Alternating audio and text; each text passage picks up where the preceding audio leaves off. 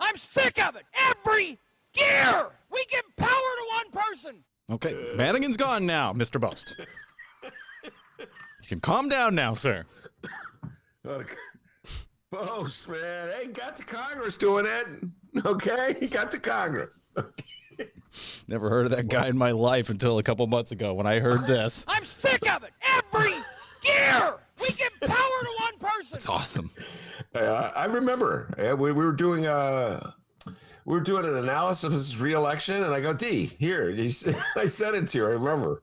I'm sick of it. And he throws the papers. What year was that? That was like a while ago, right? Yeah, I think that was. Don't call me on this. No, we never do. We never do. It was like 2014, something like that. Yeah, he was a state rep. Oh, I'm sick, and he threw the papers in the air, and it went viral. And pre-MAG. This is pre-MAGA Magites. Yeah. So they're not really MAGAs. They're like pre-MAGA Magites. And they're like, oh, I love this guy. Right, he went viral, then everybody forgot about it, and he's like, "Phew, the coast is clear." Little did he know, this podcast, these two weird fellas would be playing it 5-6 years later. I'm sick of it. Every year we give power to one person. Good times. Oh my God, that's hilarious. He's not around anymore, Boast. Yeah, can't complain anymore. You got Chris Welch, real nice guy, wants to share power. We'll get into that in a little while, right, D? Absolutely. What is that called? Foreshadowing. It's called a tease and a foreshadow. It's both. Foreshadow is more literary. Tease is more radio. Oh, good point. You're right. All right, guys, live stream chat. Just give a thumbs up emoji if you can hear us okay and the audio's doing all right. Yesterday we had some issues. That transition from Alton to Chicago got a little rough there, but we're good now, all right? We're good. But just thumbs up emoji, and then we'll get today's show underway. Ben, you're not wearing any green. Come here, oh, pinch ya. Come here, get ya. Well, this is kind of, sort of. That's black. It's a black sweatshirt. Yeah, I kid. I'm colorblind. Yeah, I guess I'm not wearing any. Oh, well. Let me go change. Oh. That was me running out, going downstairs, changing. That was quick. That was good. None of which happened. But you know what? People outside in radio land are like, oh, wow. Yeah, Ben's not wearing green, guys. Go pinch him. Give him a little online pension. I don't know what I'm talking about. Your Ben Joravsky Show for Wednesday, March 17th, St. Patrick's Day. Ben, you keep looking at your shirt. It's not green. It's black. There's just like specks of green in it. Well, that sounds disgusting. Wait a minute. That could be like pizza stains. Or like phlegm or something, you know? Yeah. Just ignore the specks.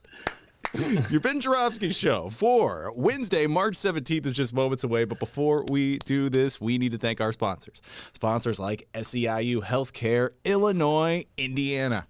The Chicago Federation of Labor are sponsors, as well as the Chicago Reader. ChicagoReader.com for all things there is to know about the city of Chicago, all right? What to do, where to go, what music to listen to, what to wear, so many things, so many questions will be answered. If you are a clueless Chicagoan, get a clue, ChicagoReader.com, and subscribe. Also, check out ChicagoReader.com/Joravsky to find our endless archive of Ben Joravsky shows, over 950 episodes, and you can become a Ben head. That's right, an avid listener of the Ben Joravsky Show. Show your support for the Ben Joravsky Show. We have a 3-tier system happening right now at ChicagoReader.com. You can be an Alley member, you can be an Avenue member, and you can be rolling on Benny Boulevard, all right? Not sure what that entails, but you could be on Benny Boulevard. Well, I do know what it entails. If you do become a Boulevard member, you will get a free copy of Ben Joravsky's book. It's his greatest hits, covering 40 years of Chicago Reader columns. There's that book right there. Ben's just staring off in the lake and thinking about life. 40 years. My God. Well, it's really not the lake. It's sort of like the back alley is what I'm staring into, but I'm pretending it's the lake. You have a song of the day.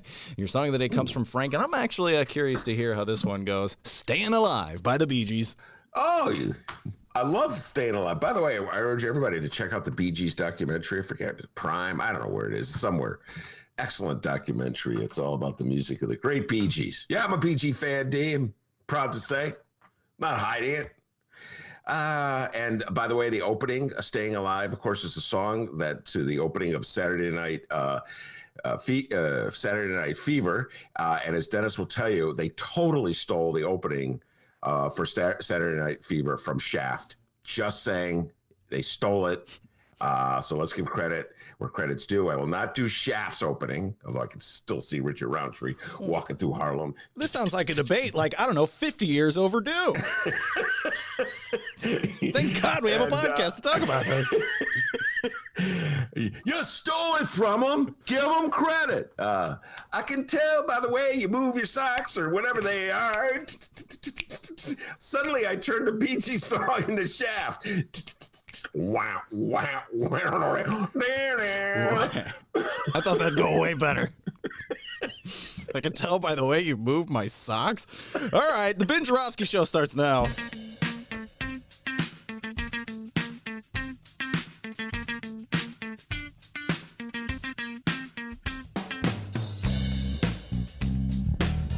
It is Wednesday, March 17th. Happy St. Patrick's Day.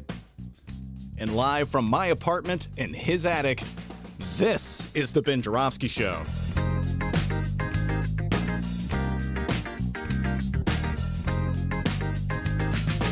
Today on the program, it's the long-awaited return of Mr. Troy LaRaviere.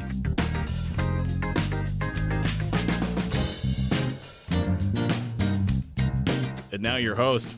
He got one vaccine shot, so he's staying alive. Am I right? Chicago Reader columnist Ben Joravsky.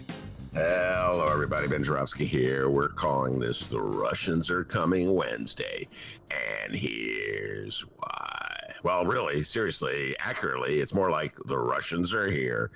Yes, the story in all the morning papers was about U.S. intelligence discovering evidence that Russian computer hackers had hacked into computers in an attempt to steer the last election, 2020, to Donald Trump. Or, as President Putin prefers to call him, Comrade Chump. Because Donnie is Putin's little pup. We all know that. Come on, MAGA. Admit it, MAGA. You know it's true. I guess this is no big surprise. Russians played the same game back in 2016. And by the way, they were wildly successful. They got into Democratic computers, hacked the hell out of those suckers, stole emails and budgets and other incriminating stuff that showed what we all knew was going down. And that is the Dems, who run the Dems, wanted Hillary, a Dem, to win over Bernie, the non-Dem. I really don't know why that was such a big surprise to people, but it was, to put it mildly, very irritating. And I could say this as a non-Dem Bernie supporter. To play the game by the rules they make and then learn at the last minute that the rule makers were making the rules against you without telling you, come on, guys, it's not fair. Anyway, Russians hacked a bunch of emails and dumped them online right before the Democrats met in Philly in the summer of 2016. Ancient history, I know, but it's worth repeating. So instead of singing Happy Days Are Here Again and holding hands and locking arms in the struggle to support Hillary in her efforts to defeat Donald Trump, the Democrats were at each other's throats. Bernie folks walking out of speeches, booing, catcalls, making defiant comments to the press. I remember one Bernie dude from California saying he was going to vote for Jill Stein. I remember this. I remember the interview. I'm like, oh boy, this is not good. My friends of the We Love Hillary persuasion, and yes, I have a few of them, still haven't got over it. There's a certain guy I know, and I'll just call him T. You cannot mention Nina Turner or Susan Sarandon or Jeff Weaver or any other Bernie top aide or supporter without him foaming at the mouth. Hey, T. How's it going? Sort of like mentioning TIF deals to fat cat developers to me. An outrage. Anyway, so it's no big surprise that Putin's gang was up to the same old thing this time around. Mostly they were organizing efforts on Facebook to dissuade black voters from voting, to get working class Dems, working class white people to vote for Trump, to play one faction of the Democratic Party against the other. This time around, obviously, they didn't have the same success. There was no evidence that they actually got in any computers, no evidence that they stole emails, no evidence that they had access to the private reports of Democratic operatives. And of course, Their guy, Comrade Trump, did not win. Biden won. And by the way, on this point, I just got to say, there's a great letter to the editor of the Sun-Times today. Can you read letters to the editor online, D? I wonder about that. I know you can read them on a podcast. Wait, what'd you say? You can read it on a podcast. I know that much. Yeah, I mean, since I get read my newspapers the old-fashioned way, I just wondered if people online, I know they must be printed online. I just don't know like how accessible they are if they're buried. Anyway, Kevin Coughlin's his name. He's in Evanston, an Evanstonian. He wrote an excellent letter worth considering. Remember is the headline. Biden's victory was narrow. He writes, we all need to stop saying inaccurately that Democrats won the past election by 7 million votes, as Don Rose wrote in a guest column on Tuesday. By the way, it was a great column by Don Rose. There's no such thing as a national popular vote contest in the United States. Joe Biden won the presidential election by 42,918 votes in the 3 closest states, putting him over the top. Those states were Wisconsin, Arizona, and Georgia. This was a narrower victory than the 77,000 votes in the 3 closest states that gave the election to Donald Trump in 2016. President Franklin Delano Roosevelt, by contrast, won all but 5 states in 1932. If the extremely thin margin of Biden's, quote, amazing victory isn't kept in mind, it may turn out to be one and done. Wise counsel from young Kevin of Evanston. Just important to remember that. Yes, Biden won by over 7 million votes, but we have this insane electoral college, and 7 million doesn't matter in this system. All that matters is if you get the electoral college victory. So anyway, still, one way, no matter how you look at it, Putin's efforts on behalf of Donald Trump did not work in 2020. By chance, I happen to be reading Andrew Weissman's book, on the Mueller investigation. Fascinating book. Everybody forgets the Mueller report. But remember, D, for the longest time, that was a great gag when we had going. Tons of great content with that big, long book. Big, fat book. When the Mueller report came out, I ran over. That's me running over to the bookstore and bought a copy. I got the Washington Post version. It had a great introduction and great annotated notes. And I kept it there on my desk in the studio. Any guest who comes in, you can start reading. I can't say that I read significant chunks of the Mueller report, but I did read the introduction. Anyway, Andrew Weissman was one of the investigators, one of the lawyers one of the chief lawyers working with Robert Mueller. Robert Mueller tagged him to, he oversaw the investigation into Paul Manafort, who was the former head of the Republican Party when Donald Trump got the nomination and was clearly in cahoots with the Russians. But it's so obvious what was going on when you read Weissman's book that Trump held a meeting with Putin at the very moment that Mueller's teams were seeking subpoenas to really go after the Russian hackers. And after his meeting with Putin, this brought back memories reading this, they had a joint press conference. Donald Trump said he had no reason to doubt Putin's denials that Russian hackers had hacked into Democratic computers. And he said, if Putin said he didn't do it, then who is he, Donald Trump, to doubt that? Folks, I was laughing. I mean, in one way, it's just so funny that the head of the Republican Party was just responsible for some of the most notorious red baiting witch hunts. McCarthy era, remember that? J. Edgar Hoover, remember all that? Richard Nixon listening to the anti-war protesters, making up a case against the Chicago 7, making up a case against the Black Panthers, waging war against Black Panthers. All these invasions of basic central constitutional rights that were engineered by puppets of the Republican Party or members of the Republican Party, leaders of the Republican Party, were all done because supposedly the Russians, the Soviets, were endangering our system. And now, here was the President of the United States, the leader of the Republican Party, saying, believe the Russians. Don't believe the leaders of your CIA or your FBI or your intelligence services.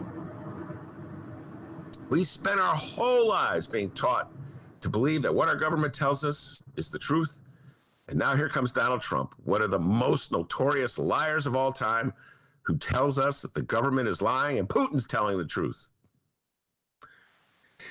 Well, it's pretty obvious to me, folks, that Putin played an important role in Trump's 2016 victory. And I think it's pretty obvious to any American out there that he did as well. But if half the country doesn't care, really, Trump and Putin have already won the war. We got a great show today, everybody. Troy LaRaviere will be here, president of the Chicago Principals Association. Troy. I'm sick of it. Okay, Boast. Boast, a huge fan of Troy LaRaviere. I did not know that. Troy was telling me that he just completed a report about the opening days of the Chicago public schools. It's fascinating stuff about this is what I like about what Troy does, among everything else. He's a truth teller. And he doesn't shy away from difficult and challenging issues. And he thinks about what he's going to say before he says it. And he's just a great orator and really knowledgeable man. Aside from all that, he doesn't accept at face value everything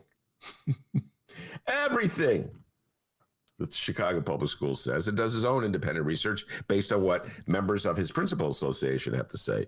So fascinating details about what's going on with the public schools since they officially opened, about the number of teachers in the classroom and the number of teachers still doing remote, et cetera, and so forth. So we'll be discussing that with Troy. And then, when Troy comes on, and by the way, he was a big Bernie supporter in 2016. When Troy comes on, we always get around to national politics and as well. So plenty of political talk ahead of us with the great Troy LaRaviere. But before we do that, young man from Alton, the man that Troy likes to call the doctor with the news. How's it going, everybody? He calls me D Nice, actually. Oh, yes, that's what he calls you. He started that nickname. You Dennis. No, poor guy. No. Your mom calls you Dennis. Although lately I hear your mom is calling you doctor. Well, it's actually, if you want to break the fourth wall here a little bit, my mom calls me DJ. I'm named after my dad, and I went by DJ until like 21 or 22. Then I started working in radio. And you can't be DJ the DJ. That's just lame, So then I started going by Dennis after that. I love DJ. DJ's actually pretty cool. I get it. I've been thinking about this too, because for almost all my life, I was Benny. And then there was this moment. I kind of regret this moment. Can I share this with you, D? I'm really like opening up my innermost feelings. But there was this moment in high school.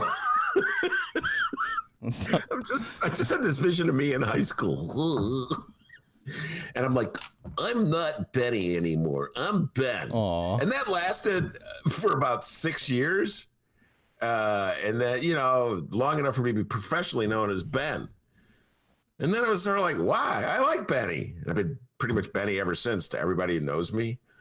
But I'm stuck with Ben. Poor guy. Sad story. Heartbreaking, in fact. Oh, God, it's so funny. It really is. Yes, Benjamin, Benny, whatever. I don't really care. It's the same thing. But I got to say, nobody's ever called me doctor. I'm a little envious of that. Nobody's ever called me doctor. Yeah, it's not that great. Trust me. But yeah, Troy LaRaviere going to be coming on very shortly. And, for those who like cursing in podcasts, well, there's a good chance he's going to drop a few F-bombs. So get ready. All right, guys? Cool. Does Troy drop the F-bomb? Oh, my God. Wicked ones.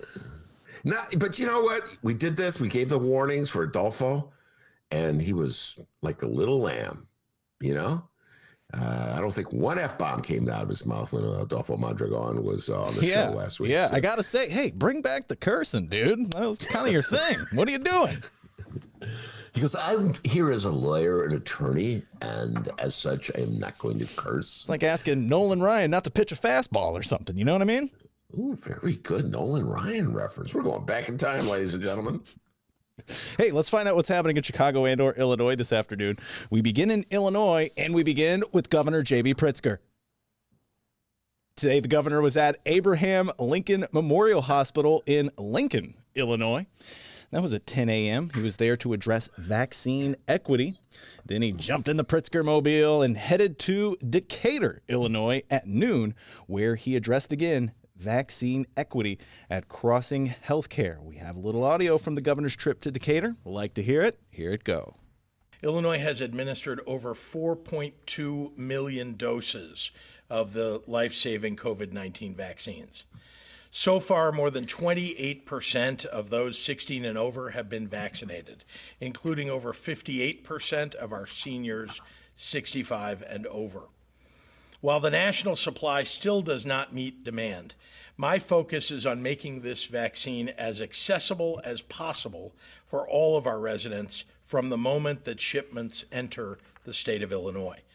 Already, we've enabled over 900 locations across the state where residents can get the vaccine, all of which can be found at coronavirus.illinois.gov. Here in Decatur, that includes Kroger and Walgreens and Macon County Health Department, not to mention nearby options over in Sangamon County. And for those who are unable to access the internet, access the coronavirus.illinois.gov website, you can call our vaccine hotline, 833-621-1284 from 6 a.m. to midnight every day of the week, all 7 days. That number again. 833-621-1284. Yeah, I gotta give Pritzker credit to you. I'm sorry. The man's really trying. He's really trying to just ignore all the mean, nasty things people say about him. He's really trying to ignore the fact that I would say, well into the 40% of the state either does not want anything to do with the vaccine because they don't trust it, or don't think they need it because they don't believe the pandemic is real. They don't believe the virus is a serious threat. And yet he just plows ahead. I got to give him credit. I couldn't do it. I could not do what he's doing. You know, facing that wall of resistance and that negativity up front, I would back down. But this guy gets up every day. All right, let's go. We're going to Decatur. Let's go. Come on now. He gives a speech, gives that number. By the way, I could tell you somebody who tried. JB, I'm just going to share this with you. It's not that easy as you say. Just throwing that out there. But you keep trying it, dude. I got to give him credit, man. That's why I say, we'll get into this later, I'm sticking with my bet, D. He's going to win re-election. I know a lot of you doomsdayers are jumping on that Darren Bailey bandwagon. Mm-hmm. Even Rich Miller's getting a little shaky there.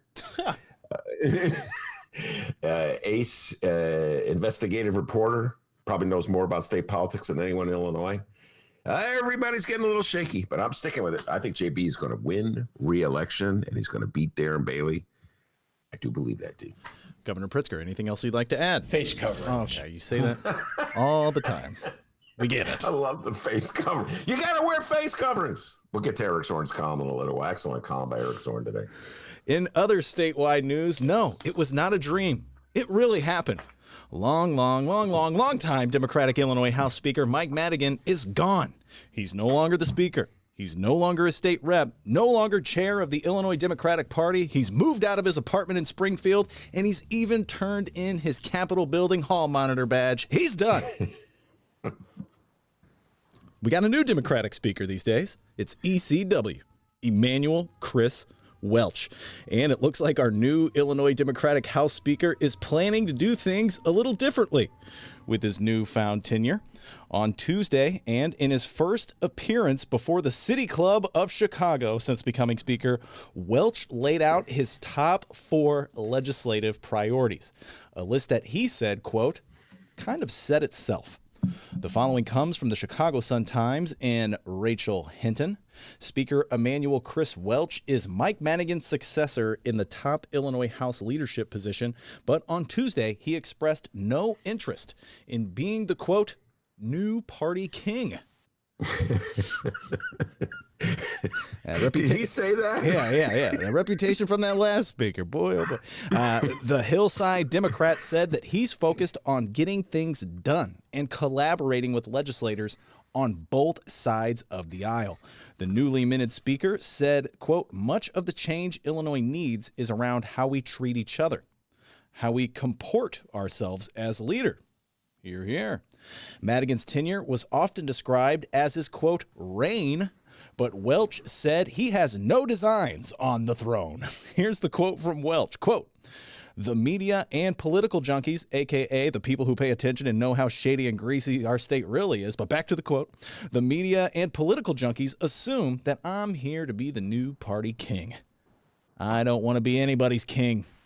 That could be the furthest from the truth. I'm not here to roll out top-down decisions and direction on policymaking and legislative. Quote, I'm really here to get things done fast and decisively, but done well and collaboratively. People need us to act. They need to see us do that by working together.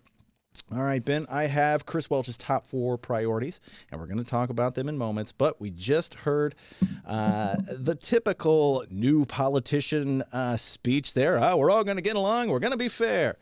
Do you believe our new speaker? And how are you feeling about Emmanuel Chris Welch these days? Well, I like Emmanuel Chris Welch, as we all know. And he's been on the show a couple times. But I got to take issue with a couple of things that he said there. And in all due respect, Representative Welch, by the way, a heck of a baseball player, D. I don't know if you knew that or no. Chris Welch, heck of a baseball player. Played high school baseball for Proviso West. And then he went on and played for Northwestern University. So heck of a baseball player. So weird. You're so weird. Really weird. Anyway, a big Cubs fan. Also, Chris Welch. So, first of all, I disagree with the notion that Michael Joseph Madigan used his immense power in Springfield to roll out initiatives and act as the king who determined what laws we would have. You know, he didn't impose these things on people. He was more like a wheeler and dealer who held back legislation until he had squeezed everything he could get from the people who wanted the legislation. I remember how he played, oh my God, gay marriage. He like a master orchestra director. Said, well, he's had like all these people who supported gay marriage were kicking in money to support Michael Madigan's legislators. And, you know, it came to time for the vote. And he goes, well, I don't know if the numbers are there. Then he had everybody. He had his minions going around whispering into reporters' ears. The speaker knows what he's doing. The numbers aren't there. And I was like, I was one of the guys going, I don't know why you didn't just call the vote. I couldn't understand it. No, Ben, you don't understand how the game is played. The speaker knows everything. He's brilliant. Just trust the speaker. So it's like, I don't know, another year or so, D. I forget how much time went by. And then he squeezed another year's worth of contributions out of people. All right, now let's have the vote. So that's kind of how he ran things. It wasn't like he had some great legislative agenda that he wanted to impose on people. It's not like he had an ideology that he wanted other people to accept. No, man. He was very transactional. You want this? Give me that. Otherwise, nothing will happen. Because I don't really care one way or the other so long as I got mine. And that's basically how Michael Joseph Madigan ran government. So I don't view it as like the monarch on the throne, imposing his will on people and dispatching his great ideas for people to follow. No. He kind of, oh God, I'm going to get in trouble with absolutely everyone, Dave, with this one. He kind of reminded me a little Donnie Trump, very transactional. What can I get out of this? We talked about that yesterday with Donald Trump. You watch, ladies and gentlemen. People want Trump to do those public service announcements, trying to convince MAGA to get the shot. Trump's like, what are you going to give me for it? By the way, Trump got the shot, D. Let's just pause and think about that for a moment. I owe this to D.L. Hewley. D.L. Hewley, a very funny guy. I follow him on Instagram as a comedian. It's gotten very political, D. I don't know if you know that. D.L. Hewley is really political. Anyway, D.L. Hewley goes, what kind of con man says the pandemic is a hoax, goes around encouraging people not to wear a mask, but quietly, secretly gets a shot. That's Donald Trump. Got the shot. Quiet, but he didn't draw any attention to it. God, he didn't try to use his example of getting the shot to encourage other people to get the shot. Because if you encourage other people to get the shot, that's undercutting the notion that the whole thing's a hoax. What a bizarre mixed message the Republicans are sending out. Anyway, went on a tangent there, D. So Donald Trump kind of reminds me of Michael Madigan in that they're both transactional. Michael Madigan ran that property tax business for years. People would come to him. A lot of downtown property owners came to him, hired his firm. In my opinion, it was their way of letting him know that they appreciated his rule. He did things for them. If you really want to know about Michael Joseph Madigan's reign over the last 30 years, go talk to some lefties. Go talk to some union activists. Go talk to the people who support the minimum wage. And see how hard it was to get Michael Joseph Madigan to sign on to raising the minimum wage or sign on to some more of the fair tax about 10 years ago. In other words, he understood where the Chamber of Commerce and the entrenched political interests of the well-to-do, what their positions were on these topics. So he did just enough to appease his lefty supporters without offending the powerful business interests in the state. So no, I just don't buy this notion that Michael Joseph Madigan was the king, reigning over the state of Illinois and imposing his ideological views on people. No, he was a deal maker, a wheeler dealer who controlled his party in the legislature by virtue of the fact that he sent out his lawyers to make sure they got on the ballot, raise money for them, campaign for them. So no, I don't buy that analogy. And what was the second? Oh, the second thing is going to be honest and fair. No, Chris Welch. Chris, think about this. You're playing baseball, and one team is throwing spitballs, spitters at you, and coming in high with the spikes at second base. Throw it at the head that gets you off the plate. And the other team's going, nope, we're going to play by the rules. Yeah, that hippie stuff gets you nowhere, sir. So what do you want to do, Chris Welch? You going to throw the spitter or are you going to play by the rules? Republicans throw the spitter. I know I'm going to get all the good government people mad at me, D. I know they're writing a letter. This guy is outrageous. But if you want to beat the Republicans, you got to play the game like the Republicans, Speaker Welch. So come on, this Mr. Nice Guy, oh yeah, reach across the aisle. You reach across the aisle, they're going to hit you in the head. What are you, new? Oh, wait, you are new. Okay, I see. Anyway, that's my thoughts on Chris Welch's comments, Steve. All right, well, let's hear Speaker Chris Welch's top 4 priorities.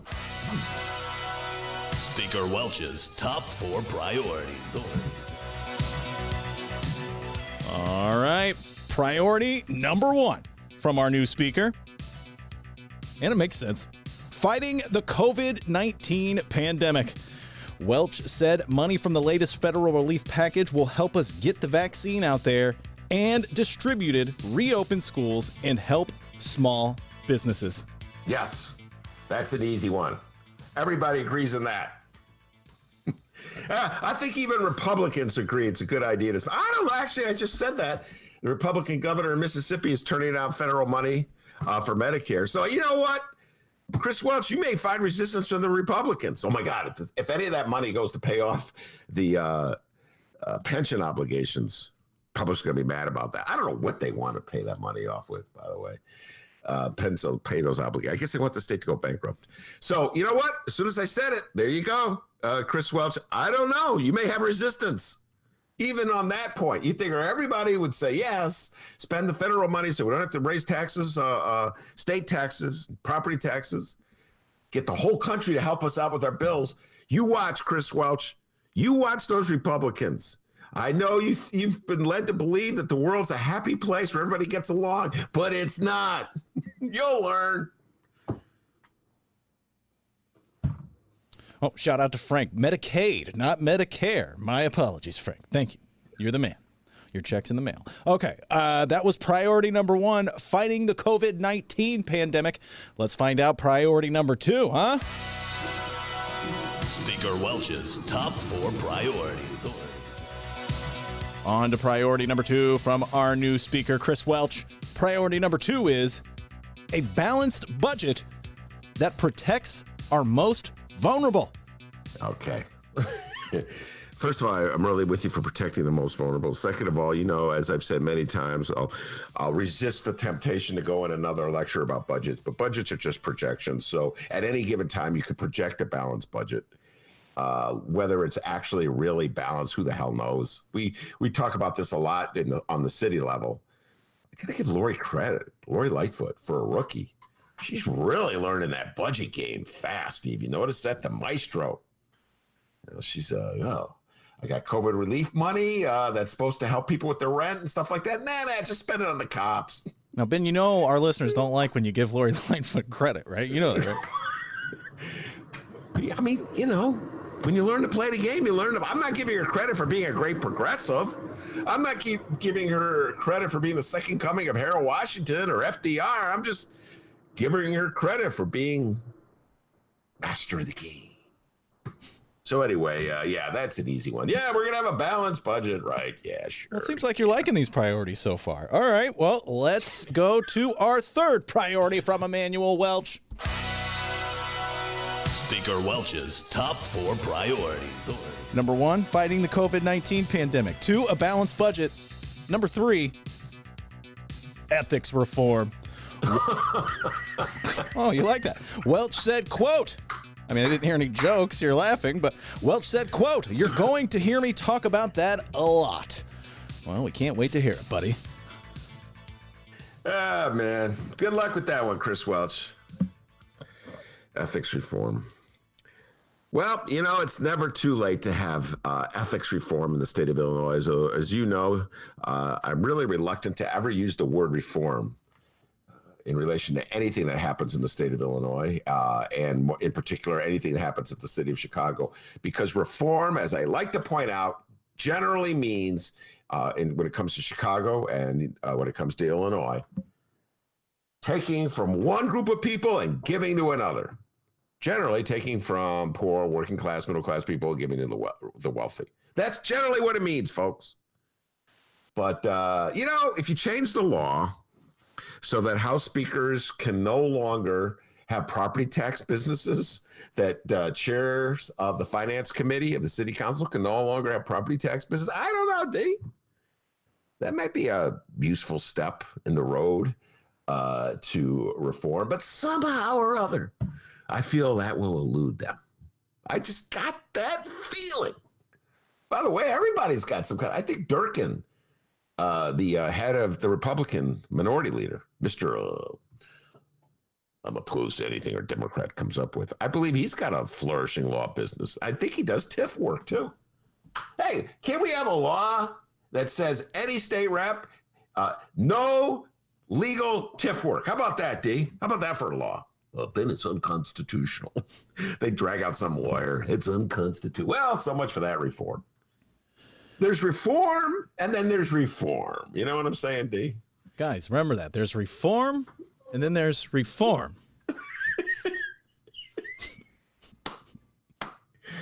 Oh, my God. You know what that reminds me of? On a tangent, within a tangent. This morning, when we're doing our pre-show planning session, a daily event on the Ben Joravsky Show, takes hours going over the news. Yeah, we're thinking about making that its own show. The pre-show show. I got a caller unknown, it said. I'm like, is that Dennis? Did Dennis, does he have a secret phone? Is he staying at some bizarre motel on the northwest side of Chicago where it's unknown? Folks, I've learned not to accept unknown phone call. I don't, because whenever I do, it's not a good thing. It's like some guy with a bizarre accent who claims that he has access to my computer, and if I don't give him login information or something, they're gonna take money out of my bank account. I don't know, man. It's kind of, so it's like, I just don't take phone calls. Isn't it funny how far we've come with that? Like when the phone was first invented, like you didn't know who was calling and you were like surprised, like happy and surprised to answer. Oh, I wonder who this could be. Hello. Now you're like, I don't know who the hell that is. I ain't answering that. No, it reminds me of the great time. Yes, you're correct about that. Years and years ago, long before you were born, Dennis, my dear friend Chickowitz, whose nickname, as you know, is Chicken Tit, call dirty boys. Call my house. I forget he wanted to go play basketball or something. Call my house. And my father answered the phone. And my father's voice and my voice sounded very similar on the phone. And so my father goes, hello. And Chickowitz goes, yeah, hey, Benny, you want to go play basketball? He goes, oh, this is not Benny. Yeah. Go beep yourself, you old mother. Beep. That kind of thing. Oh, this is not Chickowitz. Yeah. Chicken Tit started going, yeah. Kiss my ass. Da. My father goes, I'm going to hang up now. And Chickowitz like, what do you do now? Yep, you call back and face the guns. You got to give Chickowitz credit, man. Sorry, Mr. Jarofsky. Benny's not here. Anyway, yes, the good old days when there was no caller ID. And so there was no way my father would know that was Chicken Tit. Boy, that nickname, I tell you. All right, and our fourth and final priority from Speaker Welch here, the state's upcoming redistricting process. Oh, I know you love talking about this, Ben. Woo! I think, personally, I think the topic may be more boring than Trent Ford, but you love to talk about it, so your thoughts. Well, there was an essay in today's Bright One by Chris Welch's counterpart, Don Harmon, who's the Illinois State president. It's interesting. The leader of the House and the leader of the Senate are both from the western suburbs. I hadn't thought about that. One's from Oak Park, the other's from Hillside. Interesting. And Don Harmon is promising that when we draw new lines for legislative districts in Illinois, everybody will be at the table. It's going to be fair and an open process. And I'm like, no, don't you guys get it? Haven't you learned anything? I should make all these guys listen to the Ben Jarofsky show. No open process. Go into the back rooms, preferably with smoke. Smoke-filled dark rooms, just like in the old days. And write a map that really screws the Republicans. That's how you play the game, Don Harmon.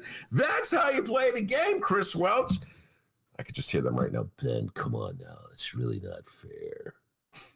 Oh, yeah? What do you think the Republicans are doing in Wisconsin, Michigan, Pennsylvania, North Carolina, Alabama? Name a state where the Republicans are in charge. Do you think they talk about transparent, open processes of drawing maps? No. They talk about cutting it up so you squeeze as many Democrats into one district as you can to minimize their power and maximize every MAGA voter in the country so that Republicans control the legislative process in Kentucky and Wisconsin and North Carolina. But here in Illinois, where the Democrats control it, we got all these do-gooders saying it's just outrageous. We must change this. And Dems are like, I agree. We need an open process. I know it sounds weird coming from me, Mr. Open, Mr. Transparency and TIFs, saying you want a closed process behind closed doors where deals are done to undercut the Republicans. I know that sounds hypocritical. And I'm really hoping, D, that MAGA will take it and broadcast it. Said that one day I'll wake up and I'll have an email. Hippie podcaster who overlooks the alley in a porta potty says close process.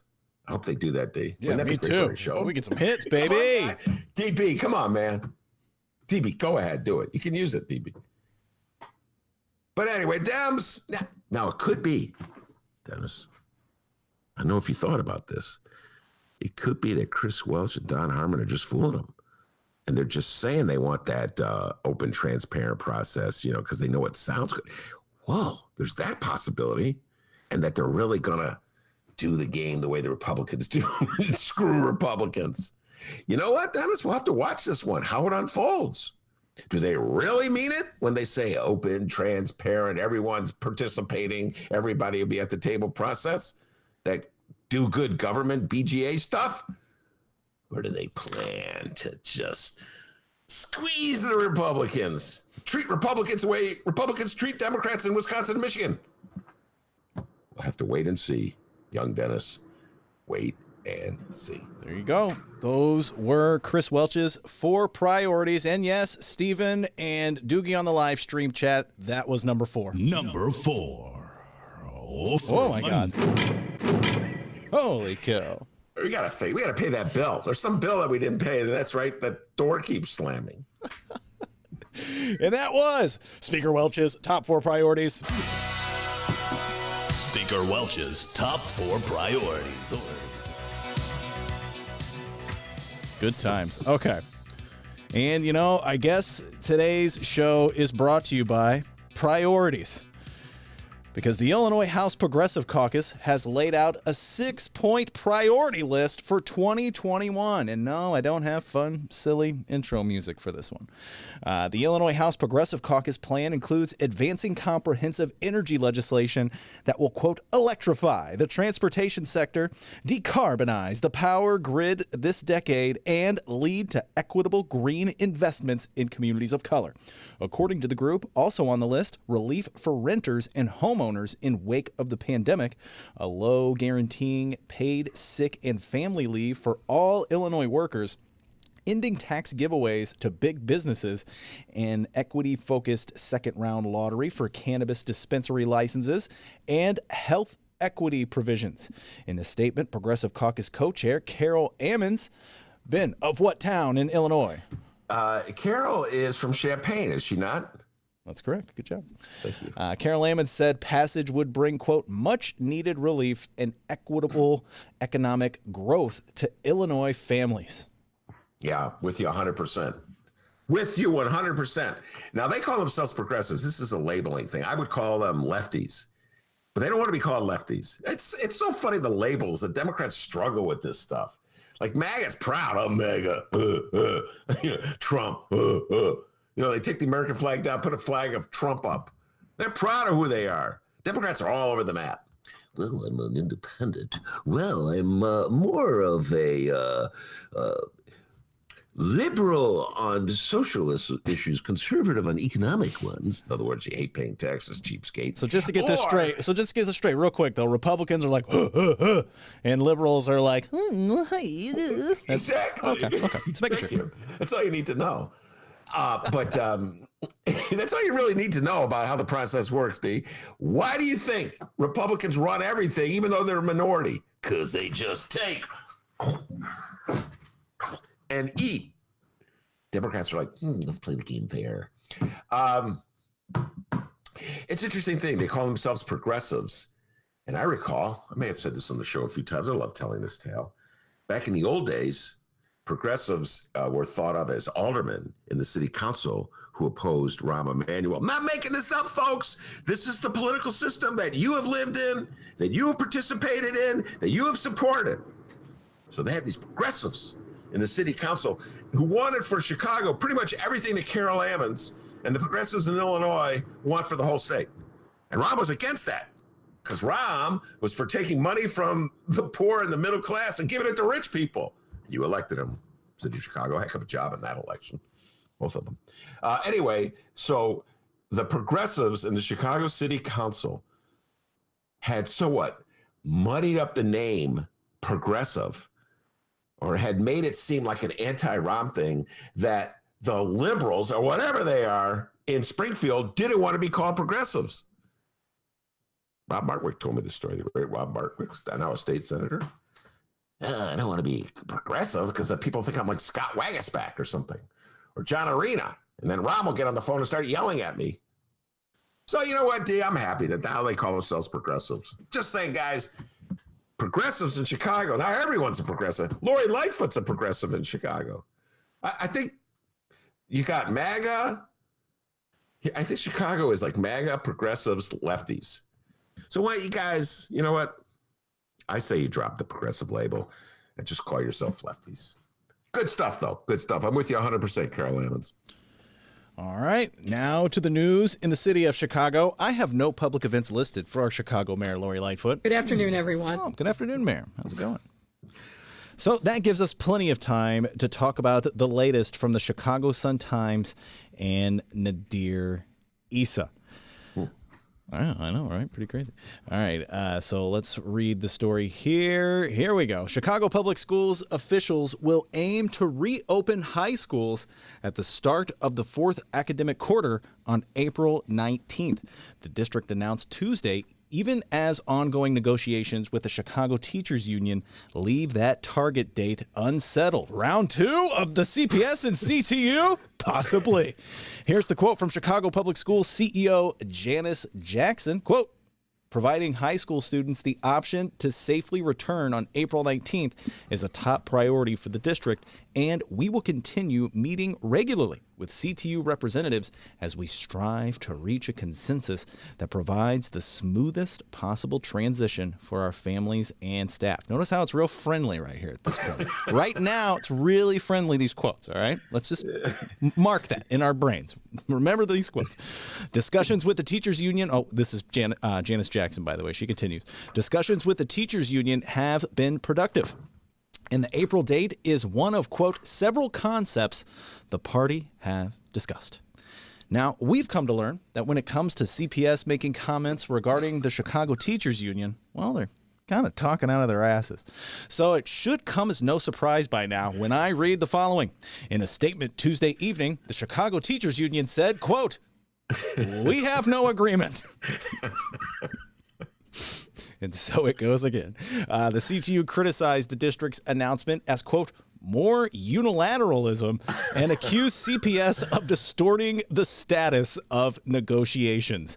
The quote from the CTU continued. Doesn't say who said the quote here, so I guess it's a collective quote from the CTU. It says here, all of them. The mayor and CPS cannot set a date for return, then inevitably blame educators if any problems meeting that deadline arise. Instead, the district must work with parents, students, educators, and all stakeholders in crafting a safe plan for high school return to in-person instruction. Yes. By the way, I don't know who. I wish they put a name on it, because whoever said it is absolutely right. That's the game they play. I'm smiling listening to it. Let's just give credit to Stacey Davis. Let's just say Stacey said, why not, huh, D? Hey, Stacey, we're giving you credit for that. Maybe she doesn't want credit for it. But that's the game they play. They always, like, you know, it's the sun is coming up. It's a sunshiny day. It's a lovely day in the city of Chicago. Your mayor is running the city smoothly. You have nothing to fear. Your superintendent is running the school system brilliantly. She's a genius.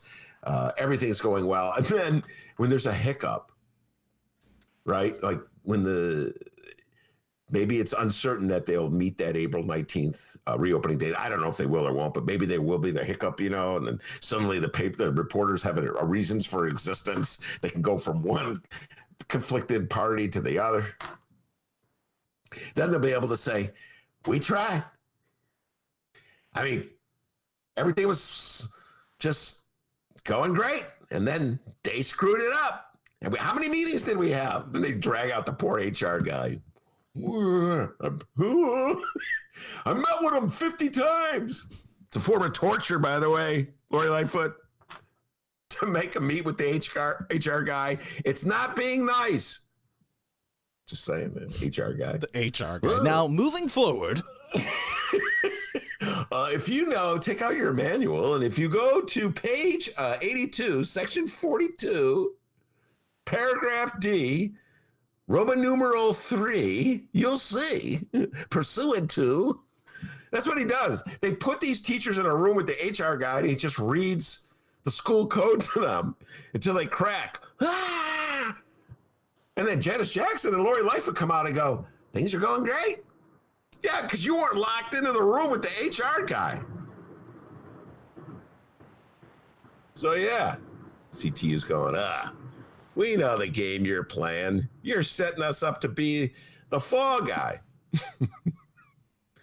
What a city, D. What a great What a lovely city. But you know what? Like when there's a fight, there are Chicagoans, D. Follow me in this. There are Chicagoans like of the Bruce Rauner persuasion. You know, like the really like they love it when they see Lori Lightfoot fighting with the teachers. You know, they're the ones who always saying stand up to the teachers union, and they have Lori's ear. They have Rahm's ear. Really had Rahm's ear. Actually, they shared an ear with Rahm. He had their ear. But so yeah, it's the whole game, and this Chicago Teachers Union sees through. So my advice to the teachers union, which they're free not to follow, because pretty much nobody follows my advice anyway. Put a name on these quotes. I don't care if it's Billy Bob, the guy in the back row. Put a name on it. Billy Bob from the Chicago Teachers Union says blah blah blah. But these nameless quotes, I don't know. I'm like, come on. Shout out to Doogie on the live stream chat. He said, I heard CTU President Jesse Sharkey snapped. Well, I do have some audio here. I haven't heard it yet. Let's hear this. Right now, I don't know what you're talking about, Doogie. Yeah, you know what? Just give all quotes to Jesse Sharkey from now on. It's like, D, let's just pause and go back in time. The good old days. We're back in the studio. Teacher strike. 2019, was it? Huh? 2019. Yeah. Good times, man. Teachers union said, hey, I got an idea. Let's hire more nurses. We have hardly any nurses in the school. Lori Lightfoot and Janice Jackson. Harumph. We don't need nurses. We'll tell you when we need nurses. Now get back in that classroom.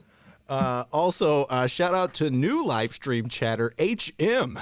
HM reminded us of what happened last time the CTU and the CPS were negotiating. They had 80 meetings. Will they have more than 80 this time around? HM, that's what I'm saying. It's a form of torture. And then they brag about it. I don't know why you guys are bragging about this. You're like torturing teachers. Ooh, that like that alliteration, D? That's good. You're torturing teachers, okay? Can you imagine Mike Bost, Congressman Mike Bost, talking about, I'm sick of it. I'm sick of the HR guy. Put Mike Bost into one of those meetings. His head will explode. Hey, Bost, you think Michael Madigan was hard to deal with? Just try dealing with that HR guy at CTU. And they brag about it. Lori Lightfoot would have those press conferences. We've had 80 meetings with Chicago Teachers Union. You haven't been in those meetings, Lori Lightfoot. Don't brag about them. If you've been in one of those meetings, Stacey Davis Gates is in a lot of those meetings. She's come to the show sometimes after a meeting. She's like, yeah, you've been locked in a room with the HR guy. We drive anyone insane. You know what, D? I think Lori Lightfoot and Janice Jackson should have to go through 40 hours locked in a room with the HR guy, and then you'll be surprised. Lord. The HR. Okay, now stop saying moving forward, HR guy. My God. This isn't an email. We're talking person to person. And also, Ben, are we getting a glimpse of Ben Joravsky Show content in April right now? Yes. I think we're getting a glimpse into the future here. Things we're going to be talking about next month. I know. No, I'm going to be optimistic. I know, like, it's going to be a new world. That never goes well. well. Mayor Lightfoot's going to call Jesse Sharkey in the fight. Calling Stacey Davis Gates is just a little too much for the mayor. Can't deal with Stacey Davis Gates. Troy LaRaviere is about to join us. We'll get his thoughts on this comments. Will we have a new day and age in April when it comes, when it's time for opening high schools? Will the mayor of the city of Chicago and the superintendent of schools, CEO, because it's a business model, the CEO of, I think Troy LaRaviere is wearing a Prince t-shirt, if I'm not mistaken. Anyway, we may have to get him to do some Prince songs from the late 70s, early 80s. Aren't you glad you came on today, Troy? You're going to be singing. We're going to make him sing Purple Rain. Will there be a new day? Will they treat teachers and principals with respect? Troy has an outstanding report that he's just published. We're going to be talking about that, the reopening of the schools. Let's take a break, D, and then bring Troy LaRaviere on, okay? Absolutely. Let's do it. Remember, you can download previous Ben Joravsky shows, Benny J bonus interviews, and so much more at chicagoreader.com and wherever else you download podcasts. Over 900 episodes of this show for you to check out. If you've listened to them all, you're amazing. Thank you so much. You may have a problem. That's a lot of content. If you've missed, a few, go check it out. chicagoreader.com /Joravsky or wherever else you download podcasts. You can find us online at Benny J Show, BENNY, the letter J Show, on Facebook, Twitter, and Instagram. We would love to hear from you there. You could send us an email, bennyjshow@gmail.com. Send us a message, and who knows, we may read your message on the air. And we have a phone number. It's true. You can call the Ben Joravsky Show. 708-658-4788. Little number again, 708-658-4788. Reach out to the Ben Joravsky Show. And yeah, we're going to take a break. Troy LaRaviere, when we come back, Stephen, this is for you.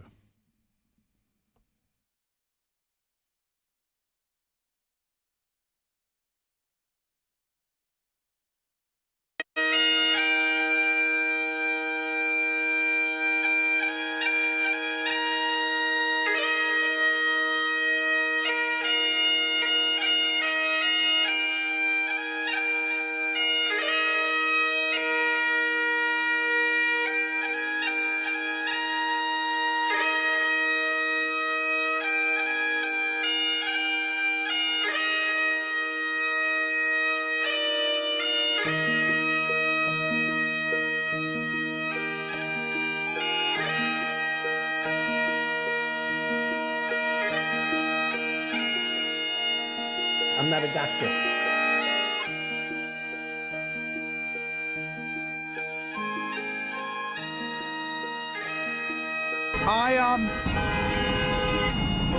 Right now,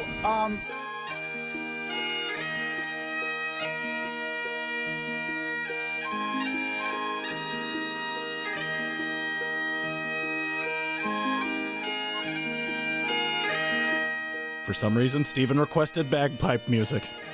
Hour number 2 of your Ben Joravsky Show for Wednesday, March 17th, happy St. Patrick's Day, is brought to you by SEIU Healthcare, Illinois, Indiana, the Chicago Federation of Labor, and the Chicago Reader. Benny J, take it away. Troy LaRaviere, president of the Chicago Principals Association. Troy, I almost said president of the Chicago Teachers Union. I don't know where my mind is. I almost had you as president of the Chicago Teachers Union. Sorry, Jesse Sharkey. I understand the difference between principals and teachers. Troy, before we get with tons of stuff to talk to, but the Prince is one of the coolest shirts I've ever. I wish folks could see this shirt. It's so cool, and I don't mean to put you in a stereotypical box, but I always thought of you as like a 90s guy who loved hip hop. I didn't realize you had an affinity for Prince, or are you just wearing the t-shirt? Prince is my first love. I adore Prince. I absolutely adore Prince. He was the first musical artist that I heard and went out and bought a record that he made. I've loved Prince since I can remember, man, at least 82 maybe. And that was before, hip hop even became like a thing outside of New York. Prince is a huge part. There was a time on on Twitter where I only followed 3 people. Bernie Sanders, Sarah Karp, and Prince. Wow, Sarah Karp, did you hear that? Oh my goodness. So you must have. It goes back in my relationship too, man, with my son's mom. I know my son's mom since I was 7. And we actually started dating when I was about to turn 14. And it was during the summer of Purple Rain. And so Prince was like the soundtrack to our courtship. And then we kind of faded away and then got back together in 86. And at that point, Sign of the Times was out with the gorgeous song Adore, Forever in My Life. And so that became like the signature soundtrack of our relationship. In fact, I think the door was our wedding theme song. Wow. I know we have really important, serious things to discuss. I've gone through so much Prince stuff in my mind, and one of the things that if you haven't seen it already, find it on YouTube. I'll send it to you. It's a video. James Brown. It's in the late 70s. He's doing a concert in LA. The one where Michael was there and then Yes. Michael told him to get Prince? Yes. Yeah, I saw it. I know everything Prince. Oh my God. Prince. I mean, okay, James Brown is up here. And in defense of James Brown, by this time he was well into his 50s. Okay, so so he's doing his James Brown thing. He calls Michael Jackson up on the stage. Michael Jackson, who's a young Michael Jackson, starts doing his Michael Jackson thing. Michael Jackson says, "You got to bring Prince on." Who even knows if James Brown even knew who Prince was? Right. Prince comes on stage, ladies and gentlemen, and he just like blows everyone away. Just playing the guitar. Dude, the greatest Prince moment on live was Rock and Roll Hall of Fame when they did "My Guitar Gently Weeps." That was incredible. That was, to me, man. Like I'm not like a guitar aficionado, but it's certainly the greatest live guitar solo I've ever seen. No, that's right. Eric Clapton is up there. All these rockers are up there in their eyes like, I thought this guy was a singer and a dancer. And he's just like, where are you taking it? Dude, that was mythological. What he did was mythological. It was insane. Tell your viewers, tell your listeners, look up Prince, While My Guitar Gently Weeps, Rock and Roll Hall of Fame. If you haven't seen it, watch it. It'll be worth every moment you spend. I'm with you 100% on that one. And take a look at George. It's Eric Clapton's up there. I think Tom Petty's up there. All these rockers and George Harrison's son. And it looks just like George Harrison, which is kind of freaky, because this is after George Harrison had died. They were playing a tribute to George. Yeah, but Prince kills it. Even he had that Hendrix. Looking at Prince, like his son is on stage playing a guitar, looking at Prince like a fan, like, I don't believe I get to be up here playing the guitar, watching this man do this. He's like losing it on stage while he has to be the accompaniment to one of the greatest live guitar solos in history. The look on George Harrison's son's face, I wish I knew his name, was incredible. Yeah. It said everything. He was up there like a fan. Yeah, I am really. We'll have to do a whole show on Prince. Maybe do a Eddie Murphy show as well. I'm really feeling Eddie Murphy these days. All these '80s guys, I'm feeling. I didn't even like the '80s, but I'm feeling. But we're going to move on to the more important topics. I'm going to resist the urge to talk about seeing Purple Rain the first time I saw it and how it blew my mind. All right, we'll resist that urge. I saw it 20 times. Damn, 20 times? 20. I saw it maybe 3 times downtown, and then the Rhodes Theater on 79th, right off of Cottage. They had Purple Rain up for like 6 months. It would be Purple Rain and another movie, like Purple Rain and the Charles Bronson movie, Purple Rain and some other movie. It was, and I would go watch Purple Rain with whatever other movie was playing like every week. That is wild. Purple Rain and a Charles Bronson movie. All right. Let's get down to serious topics. And I'm really going to resist the temptation to talk about Prince, even though I see his face every time I look at you on the screen. Very interesting report that you came out with. And we tease on this show all the time, the official proclamations of the Board of Education, Janice Jackson and Lori Lightfoot, how things are going great. Everything's wonderful. We were just doing a bit before you came on about how they just expect smooth sailing when they reopen the high schools in April. Your association, the Principals Association, just came out with a report. I've not read the report, the written report. I watched your Facebook comments about it, and that was kind of eye-opening. It's definitely a different version of what's going down in our public schools right now since they reopened than you'll get from, the Board of Education, Janice Jackson, and Lori Lightfoot. So why don't you talk about some of the key findings, Troy, in your report? Go ahead. Sure. Well, first of all, we surveyed all the district's principals. About 195 of them responded. It was a good distribution of principals across different school types. And the report found some serious racial inequities, but the strange thing is adding a question about race was almost an afterthought right before we sent the survey out. What the survey was originally designed to do was answer questions about key adverse learning conditions that principals were warning us about because they didn't have the right staff. And so principals were saying, for example, we're going to have students in in-person class who have a remote teacher, right?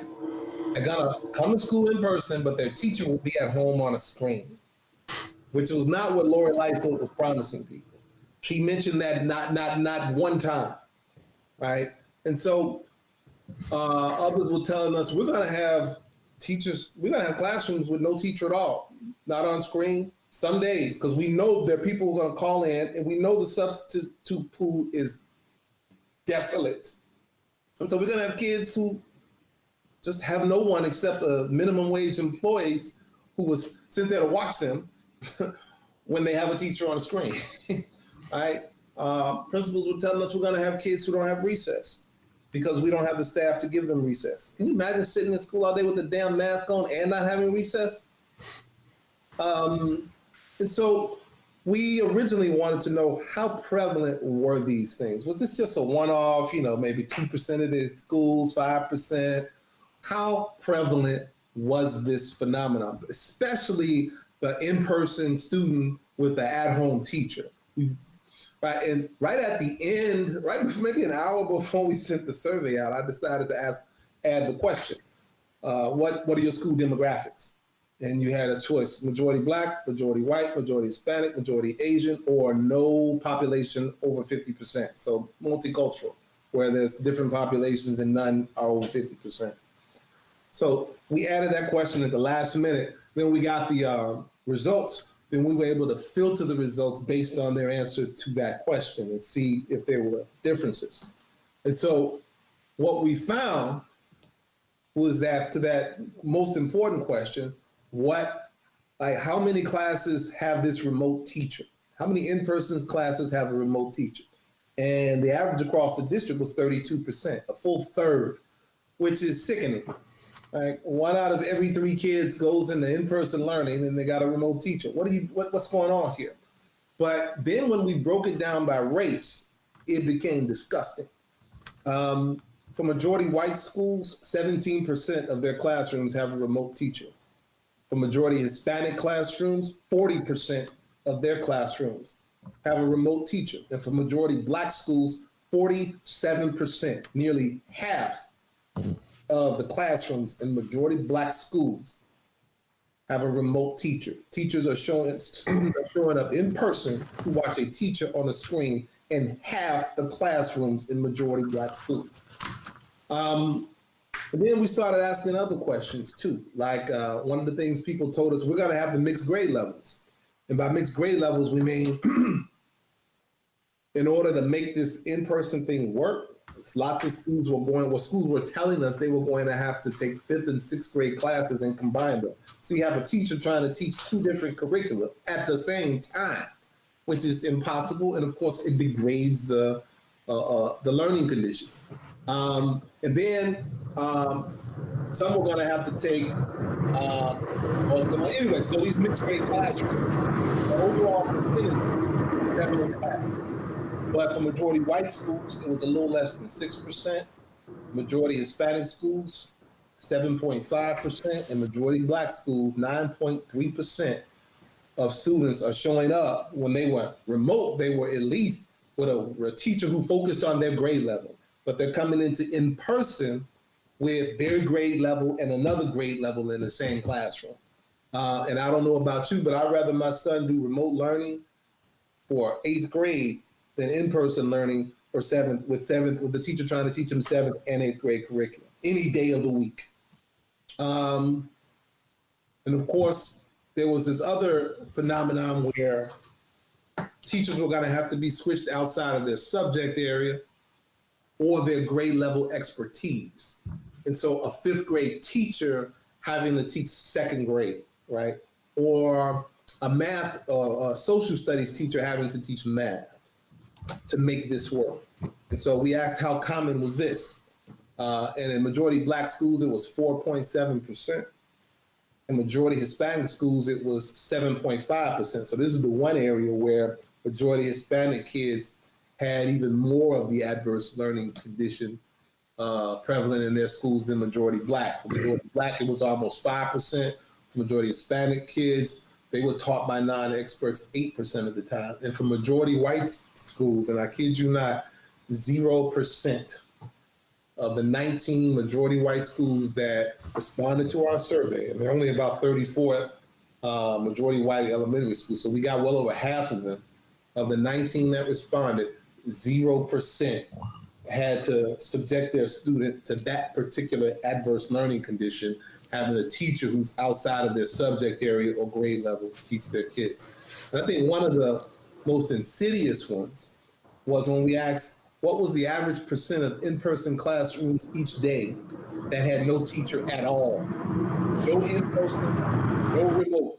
So this is typically where an in-person teacher is supposed to be there and doesn't show up.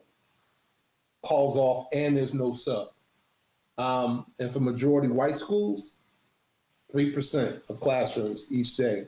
For majority Hispanic, almost 7%. And for majority Black schools, 11% of students, 1 out of 10, every single day was in a classroom with no teacher on the screen, no teacher in the classroom. And so either two things have to happen then. Either they have to split these kids up on the fly and put them in other classrooms, which violates the COVID protocols, or they have to sit in the classroom all day with one of those miscellaneous employees who's not qualified, doesn't have a teaching degree, and makes $15 an hour, right? And so you take all these adverse learning conditions and you put them all on top of each other and see that Black students are subjected to them time and time again, then what we see is that Lori Lightfoot's version of in-person learning actually reduced the quality of learning for a significant percentage of Black and brown children in this city, and for some white students in this city. And so it is a systemically racist phenomenon that she's created here, whether it's intentional or not. It is systemically racist and something needs to be done about it. One of the other tragedies about this is that we were at board meetings in December. I went to the board meeting in January. I went to the board meeting in February, and every single month I warned them that they did not have the staff to give these kids either adequate safety or a decent instructional program. And every single month it's like, next speaker. Yeah. Next speaker. And so they ignore, and the only reason I know this stuff is because of principals. Principals are uniquely positioned in this city. We are the most valuable yet unused resource this city has in terms of creating an effective school system for these students. Because when a mayor or a board of education or a state legislature passes a policy, who implements that policy in the school? Principals.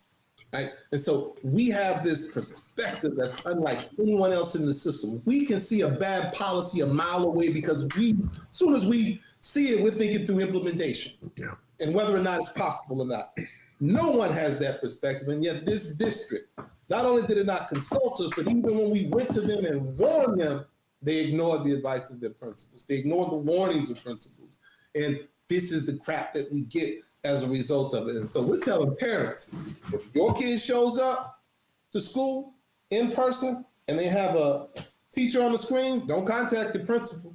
Contact the people who ignored your principal, the mayor and the CEO. If your kid's in a mixed grade classroom when before he had a single grade classroom when he was learning at home, and his instruction has suffered as a result of that, don't call your principal, call your mayor. If your child shows up and there's no teacher at all in his classroom, remote or in person, don't call your principal, call your mayor. Put pressure on the person that ignored your mayor, that ignored your principals to get this right. And the first way to start getting this right is to have principals involved in every aspect of the policymaking process from beginning to end. Not some little BS group you put together in the beginning just say, hey, we got input. From beginning to end. That is not the way things are done in Chicago, Troy. You know as well as I do. The way they're done in Chicago is shut up and do what I tell you, even if it makes no sense. All right, let's break down some of the things you said. I took notes of what you said, and I'm going to start with this point that you made. You, as a parent, would rather have your child doing remote learning than be in a class where you have 7th and 8th graders mixed grade classes. Why do you say that? If my child is in 8th grade in remote learning, well, first of all, I'd rather have him in person doing 8th grade, right? But if I have the choice, and there's a teacher who has to teach 7th grade curriculum and 8th grade curriculum, and you have the same time constraints, and he's remote and he's in person, or if I can get a teacher that can focus on 8th grade remote, I don't even know how to explain that other than he gets all of the time that is available for instruction focused on the curriculum that he needs to learn, rather than half the time available for instruction focused on the curriculum that he needs to learn. That's a simple oversimplification of the issue because there's ways to tweak it. But in the end, that's the decision maker for me. All right, and that makes sense. The second point, and it's probably the hardest one to answer, why the disparity? I took the numbers. I could barely read my writing, but 47% of majority black schools in your survey had kids, no teachers showing up, kids learning by remote, compared to 17% of majority white schools.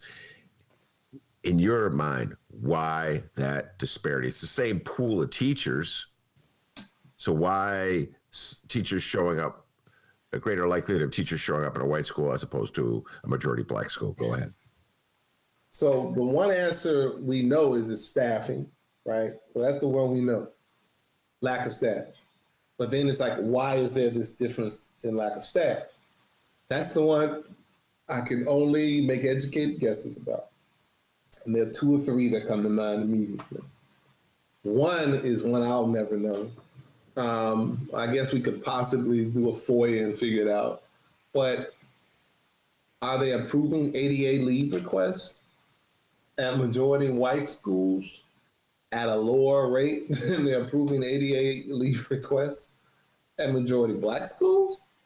Like, that's the first one. That's the one that you almost don't want to ask. It's so freaking disgusting. It's like, is what's happening? Is that a part of what's going on here? Like, we want to make sure these kids have a teacher in front of them, so you can't go on leave. But at these other schools, you all do whatever the hell you want. So that's one. 2, I mean, there were existing staffing issues before this, right? If a school has low enrollment, the district has set up funding for those schools to starve them, right? Low enrollment schools should be funded, should just get automatic positions just because they're a school and not this lump sum amount per student that the principal has to figure out how to make work with a low enrollment, with a relatively small school. My son's in a great school, but it's low enrollment because it's just by design a small school. You know, it's one of the top 25 schools in the city, according to the last Chicago magazine.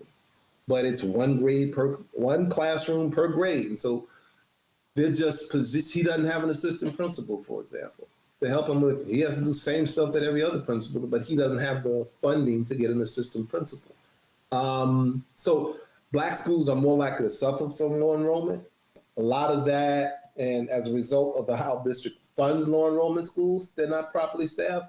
Another thing that is behind a lot of the low enrollment is the way the district talks about black schools, the way it talks about Hispanic schools, the way it rates and messages what they do.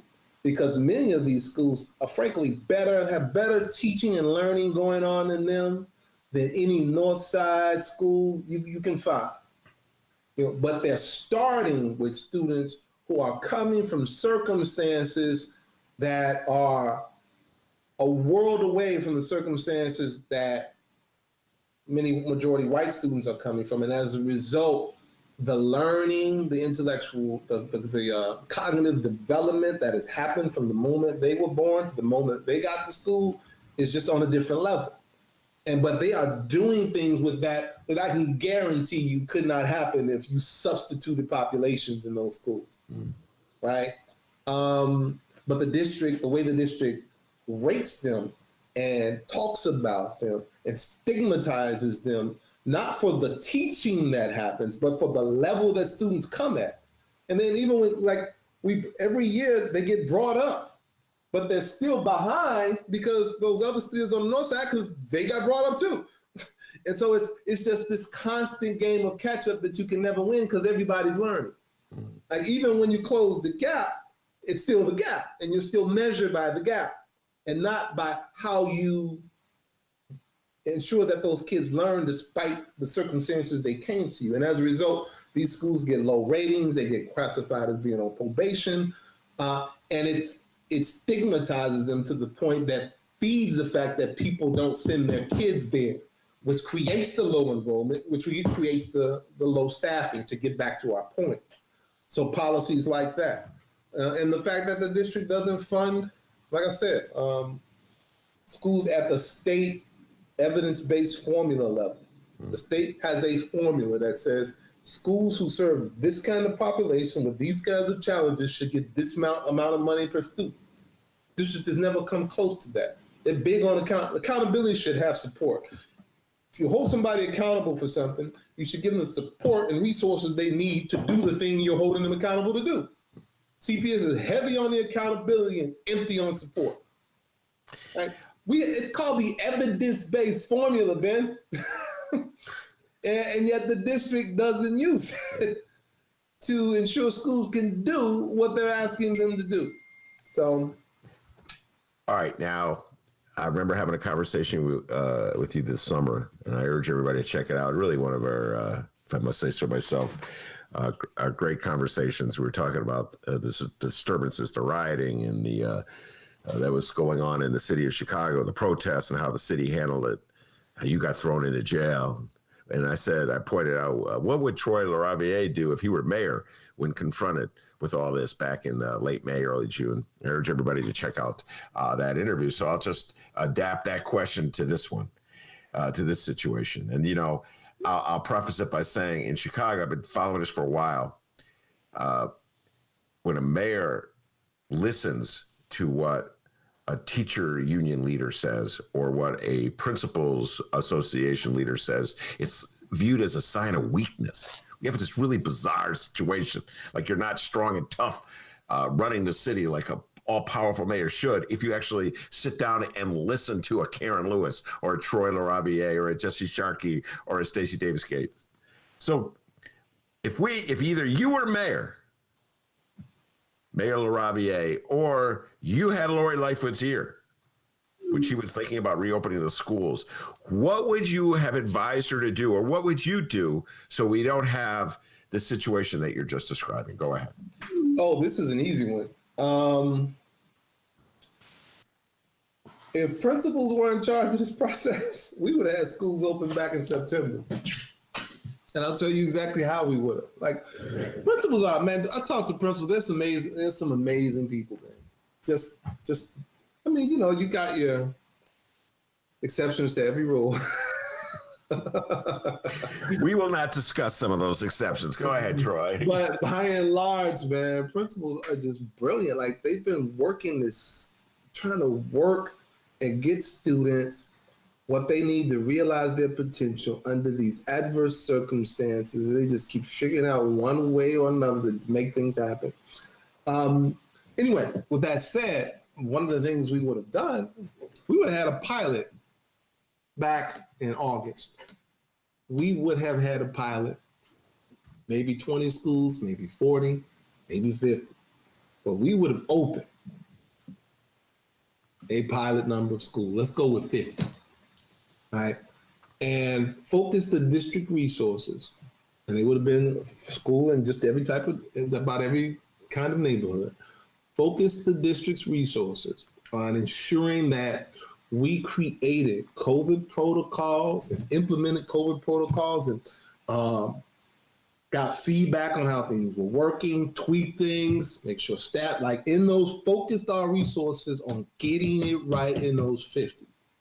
And if successful, then expand that pilot, right?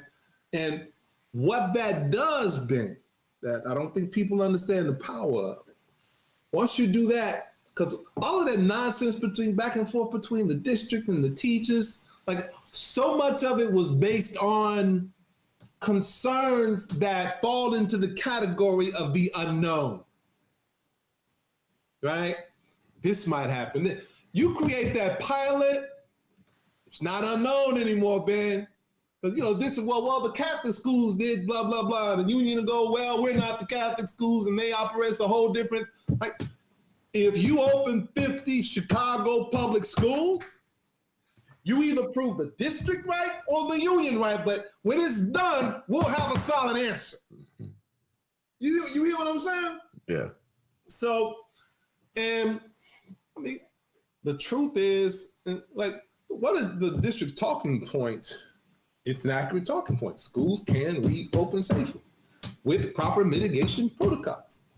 My piece with the district is, we get that. I told Janice the last board meeting, we believe that. The problem is that you don't have the staff to implement proper mitigation protocols. That's the problem. And we need you to recognize that and create a plan that allows us to create a reopening that will be successful with the staffing that each school has. Not this one size fits all nonsense.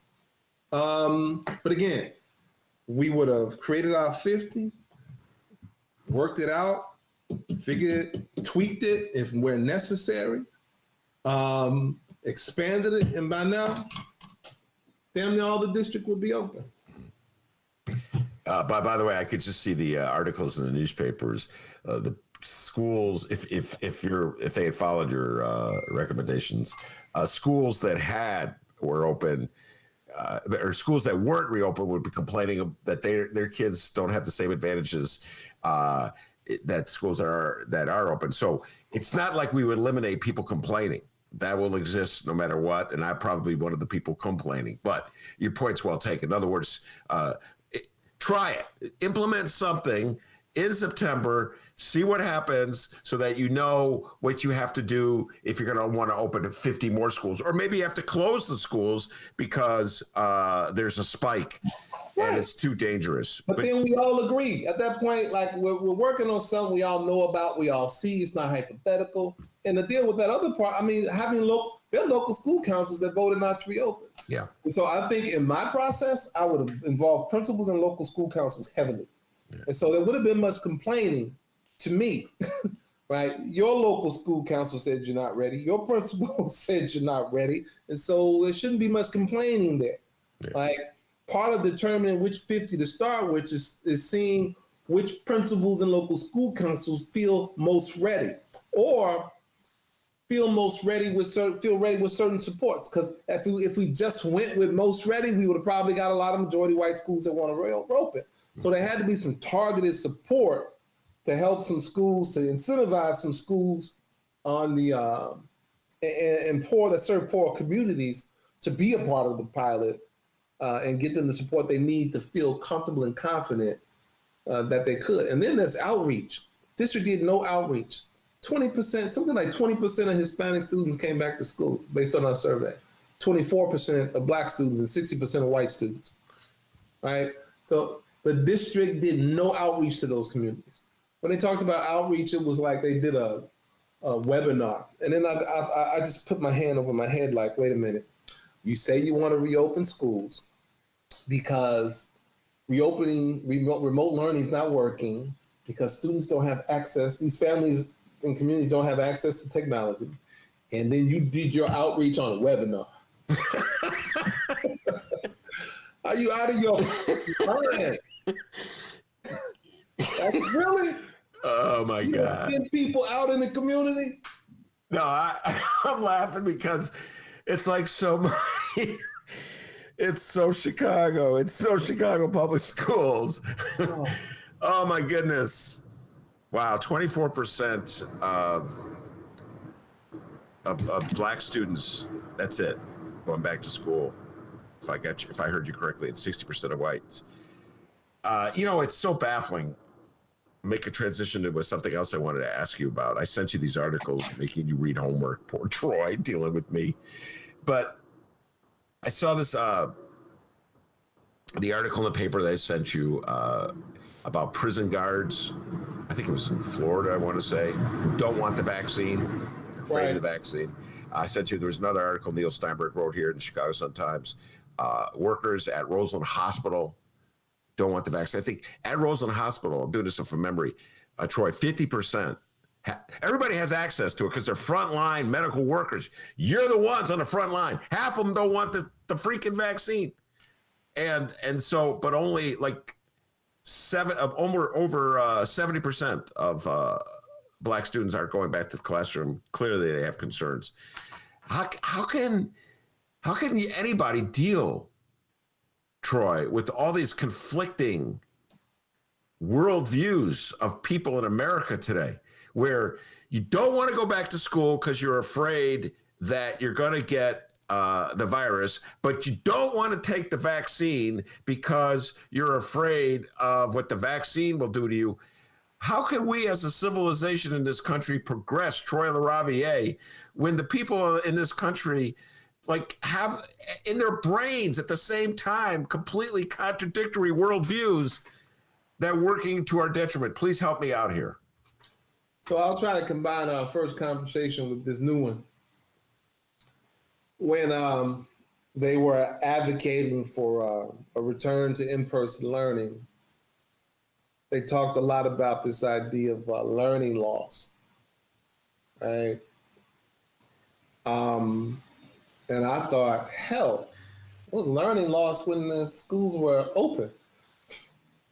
That the fact that we focus our instructional energy, our curricular energy on two subjects that are tested each year, right? And on ensuring that kids can test well in these two subject areas, right? That means that there's been learning loss in everything else that means something about being a human being and developing into a citizen who can tell truth from fiction. Like the fact that our country looks like that, the fact that so many people believe that toxic ball of fat that just left the White House, that so many people bought into his narrative shows that we as general as a country, and to the extent that our schools are involved in or not involved in giving people the tools that they need, the intellectual tools to be able to process a statement and take it through a process to determine whether or not it's fact or fiction, that people don't have that, is at least in large part an indictment on the way we teach and learn in this country and what we decide to emphasize in our schools and what we don't. But schools aren't the be all end all. Right? There's elements of our culture. There's race plays so much into a lot of this nonsense. Racism plays so much into a lot of this nonsense. Our ability to tell stories or not tell stories. Our ability to create communities of people. So like one of the things when I say communities of people and tell stories, like I just listened to a podcast and I forgot which one it was. I think it was Hidden Brain, Shankar Vedantam. And they were talking about how pilots did not want to use checklists, and doctors checklists for takeoff. Checklists saved millions of lives over the last few decades. Just checklists. right? The phenomenon of a pre-flight, during flight checklist. Pilots didn't want to do it. They felt like it was beneath them. But whenever they analyzed accidents, it was always one little fucking thing that got missed that caused the accident. That if they just checked it off, it would have been, the plane would have landed safely. And so part of it was them changing the culture of flight and pilot culture was to tell stories about accidents or avoidance of accidents. Like storytelling became a huge part of the way that they changed flight culture. Now checklists, everybody does a freaking checklist. And like, it's just accepted. But there was a time when it wasn't. And storytelling about accidents or about the avoidance of accidents was a big part. So like with these, and then creating these communities of folks. So like these prison guards. And again, I don't see this as a be all end all, but I think at some point you got to get the 30% or the 50% or the healthcare workers or the whoever to begin to talk to one another about their experience, and create and story tell about their experience or the life that they saved or the disease they did not get as a result of having been vaccinated, or the fact that I'm still walking around fine.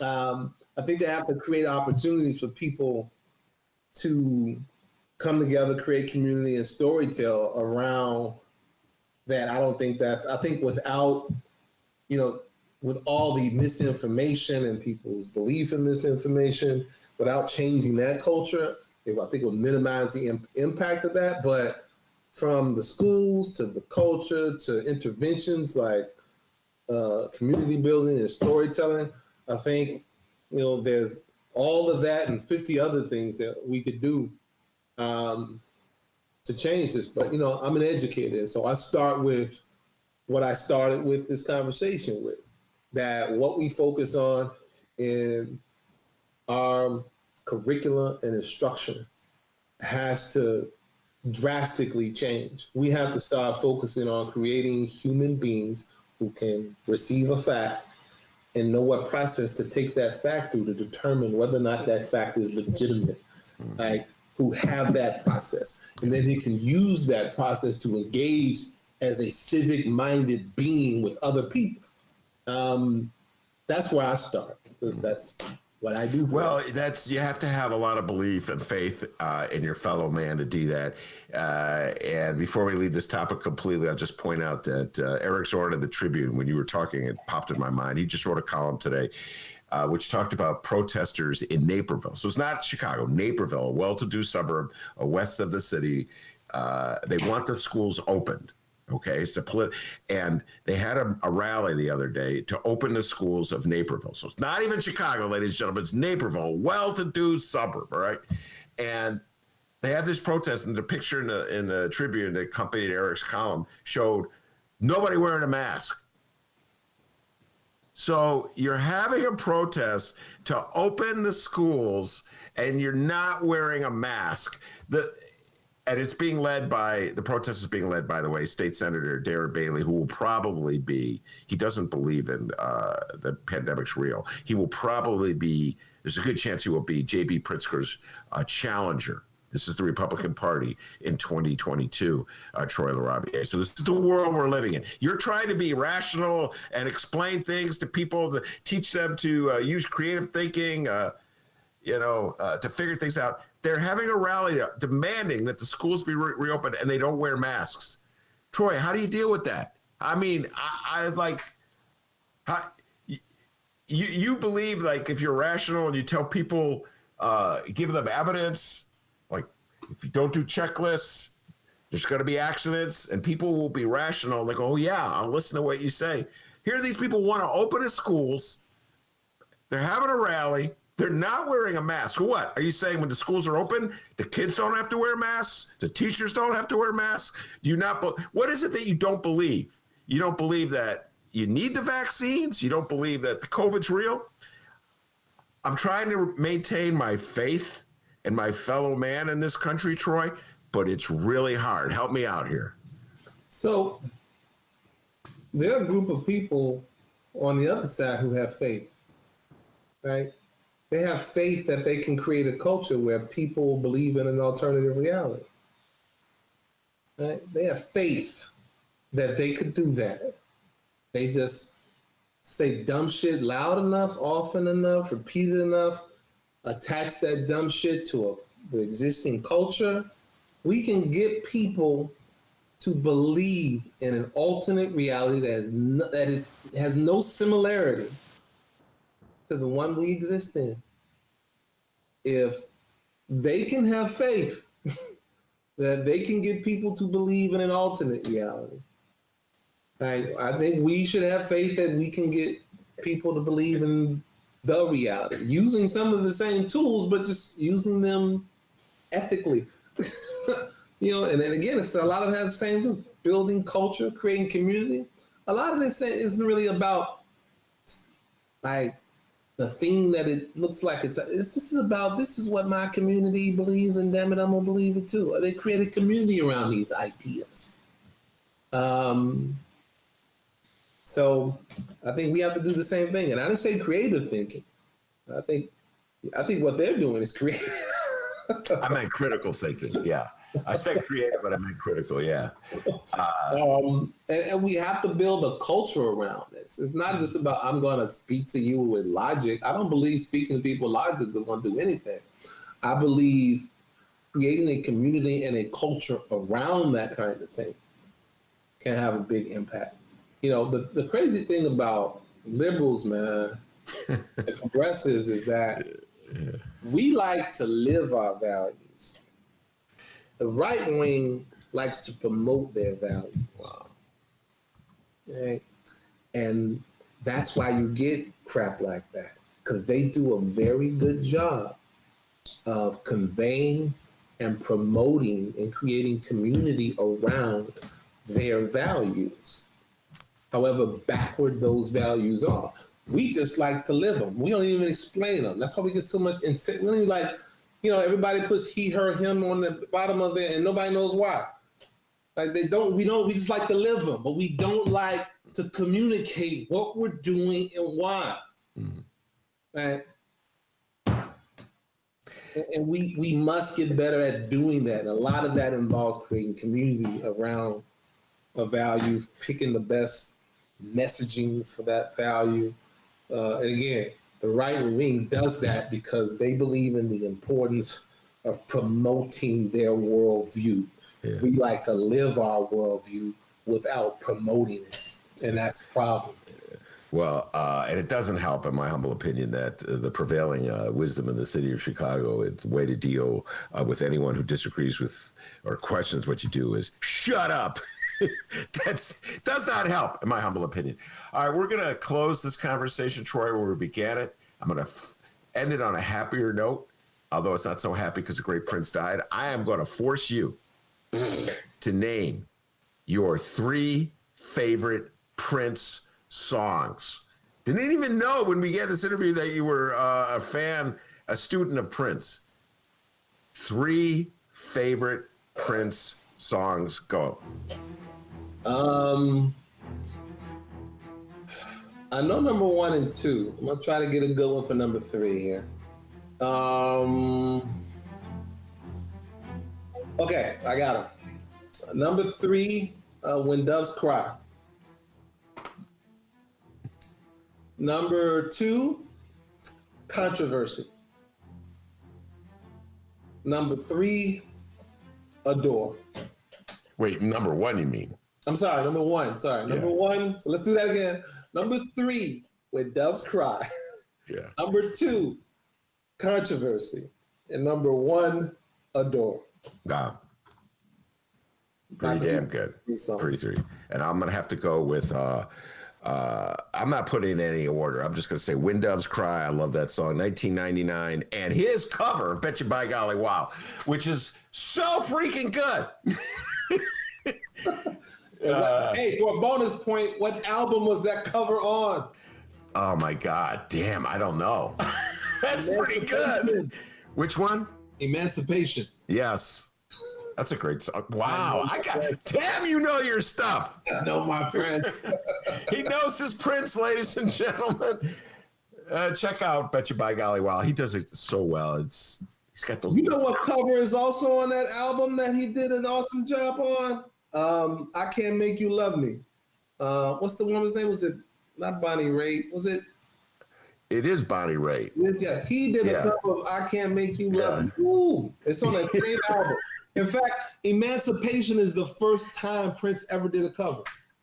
And he did 2 or 3. 2, yeah. On that album. No, he did a cover, Cool, which is, if all right, now we're doing a really Prince thing, and I'm going to stop right before we're too far. But Cool, he did there's a version on YouTube. I think it's from a concert in North Carolina, and I forget when. It is so good. And that's not originally his song. The one that the Time did? Yes. You know, he wrote that song for the Time. So it's not really a cover. He was doing songs that he wrote. Okay, but it would be like, in my mind, it's a Morris Day and the Time song. So I wasn't expecting. Yeah, I guess that's like saying if Smokey Robinson sings a song that he wrote for the Temptations, it's not a cover. That is an existential question. Is it a cover if you wrote the song? That's a good point. But what if the other guy had the hit? There's many songs like that. But I don't know. I don't know if you've seen this. I've spent a lot of time watching Prince on YouTube. If you check this one out, Troy, it's just so good, man. The band, the backup singers, everybody's dancing. That's my jam. Ain't nobody bad like me. He's who was the last person? Oh, Ice Cube. You were on the show. You were quoting Ice Cube. Now you're quoting Prince. Oh, and Troy, we also, maybe for the next interview we have with you, you got to give us your Mount Rushmore of hip hop artists. We talked about that last time and we never got it. Yeah. All right. I kind of see that in my head now. Yeah, you got to do it, and I can't help you there. I don't know if I can come up with 4 hip hop artists, but that's not my area of expertise. All right, Troy, thank you so much as always. And we never know where the conversation is going to go. And like I said, I'm just delighted that you're wearing that super cool shirt. I got a Prince coffee cup. I got a Prince flask. So you have a Prince T-shirt. Yeah, so note it next time you come on, Troy. Make sure what you're wearing. You know what I mean? Because boy, we. All right, that's Troy LaRaviere. Thank you so much, Troy. Appreciate you coming on the show. That's Troy LaRaviere of the Chicago Principals Association. D, any updates before you head out that door? Troy's like, man, maybe I shouldn't have put that Prince shirt on today. I don't know, man. He knows his Prince. I mean, he trumped my ace when he knew the album Emancipation, and then go, oh yeah, he's right.